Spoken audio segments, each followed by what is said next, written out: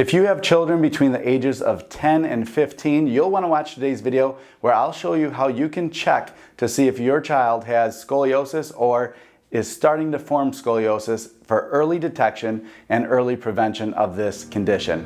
Today on The Wellness Doc. Oh, she wants to do the... It is well.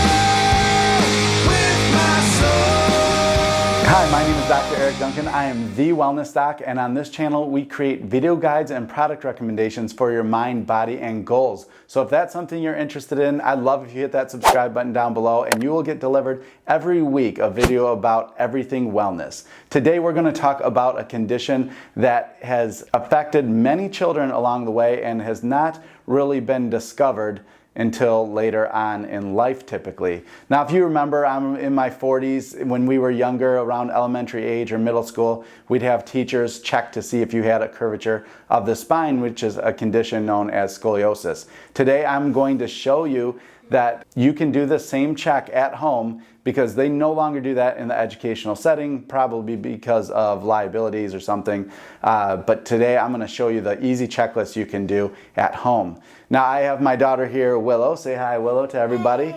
And she is going to be our model. She is 9 years old, and typically you'll want to check for scoliosis for girls between 10 and 13 and for boys between 13 and 15. Now, since she is 9, that doesn't mean that we can't find early detection on any curvature that she may have. It's just because I tell people often, patients and people I run into, your body doesn't read a book on when the curve starts or does not start, and actually scoliosis can happen in juveniles also. But we're going to do a simple check on her, and the two first things I want you to take into account is there a family history of scoliosis in your family, and do you have a girl or a boy? There's a higher prevalence of scoliosis for females than males, and there's also a higher prevalence if you have a family history of scoliosis. But let's get down to the structural component of it. I promised you today would be a short video. So what you'll do is you'll have your child stand in something where you can see their back or their spine. Now, if you have a boy, then just have them remove their shirt. If you have a girl, just have them wear something that you can see their back and their shoulder blades. Today we're going to have her fully clothed because this is a public video. But go ahead and face the wall, Willow, and then we'll get started here. What we'll do is start with the shoulder. So first you want to check the shoulder area, make sure that's nice and level. So we're looking at, I have a grid back here. I don't know if you can see this on the video or not, but you want to make sure the left and the right are even there, which with hers, let's take a look at it. It looks a little higher on the left shoulder actually. Now, she does some things that are one-sided. We have to take that into account, but it's just something we'll keep an eye on, as this is only one of the factors for her spine. The next thing we want to look at is if the shoulder blades stick out one more than the other. And you can feel along their spine, you can bump into her shoulder blade there and bump into her shoulder blade there. Also, you'll want to look at the peaks of those shoulder blades to make sure those are even in that area. Here's something I do. If you go to a Halloween store or you do anything Halloween, what I'll do is I'll just draw on that. It's a lot easier to visualize. You can see there's a little point there. I'll do that there. Look straight ahead for me, Willow. And right over there, it's very easy to visualize. I'll also make marks on, if you feel in at the hips, which is the third spot we want to check, then I'll make marks right here and here, just so we can get an overall view on it. Look straight ahead for me.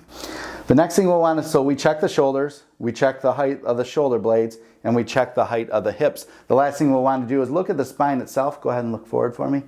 And we want to make sure that this spine is nice and straight. Now you'll be able to see with the shirt off that sometimes you'll see a deviation or a lean. This does not mean they have scoliosis. If they have this, maybe it's just a postural thing, that they favor one side over the other. With the amount of time our children use devices and are seated during the day, a lot of these postural leanings will happen as they grow over time also. So remember, the shoulders, the shoulder blades, the hips, and then look at the spine. Now the last thing I'm going to have you do is something called the Adams test on your child, which I'll have you turn around for me. And then you'll go ahead and put your hands together just like this, but you're going to keep facing the camera here. And then go ahead and put your hands between your knees, right there. Okay, so hopefully your child won't do it as dramatically as mine, but what we're looking at now is humping from one side over the other. And what we want to make sure, actually scoliosis, even though you think of it as a curve, it also has a lot of rotation. So you want to make sure there's no humping in the mid-back and no humping in the lower back. An easy way you can see this is use a scoliometer. I'm sure you don't have one of these. Look down for me. And go ahead and put your hands between your knees. It makes sure it's important that they're not supporting themselves on anything. You can see how that kind of stays at a 0 degree mark from side to side. And it gets up into 5 there in the lower back here. So I want to keep an eye on that. Again, another indication that there may be something happening. But what you can do is use your measurement tool on your iPhone also. And go ahead and bend forward for me, Willow, again, hands together. Okay, and then what you'll do is, since it's not a starting spot of 0 exactly, it happens to be a starting spot here, you're going to run that phone along their spine. Anytime it gets above 5 to 7 degrees on one side over the other, then that's when you'll want to mark that down as another indication that there might be scoliosis forming. So there you have it. Hopefully you found that your child's spine is growing perfectly and perfectly straight, and we don't have to worry about scoliosis. Do not be discouraged if you find a curve start to form. Now there are actually things you can do to help prevent that, minimize it, or maybe even eliminate the curvature in your spine. Now, if you're curious about whether what you're seeing is accurate or not, myself and my staff do scoliosis checks for you online in a virtual visit. If you're interested in that, go ahead and email hello@thewellnessdoc.com. Put in the subject line scoliosis check and put your information in the body of that email, and I will send you my calendar and you will be able to do a virtual visit with me or my staff for a small fee. And I hope you take advantage of that because it'll really put your mind at ease for your child. I recommend doing these checks every 6 months as your child grows because they're actually growing every single day, and you may not realize it unless you have a dedicated time to do a check on your child. Now, if you're interested in other videos on this channel, go ahead and click one of the links right over here. And we will see you guys soon. Remember, I knew she was going to say that.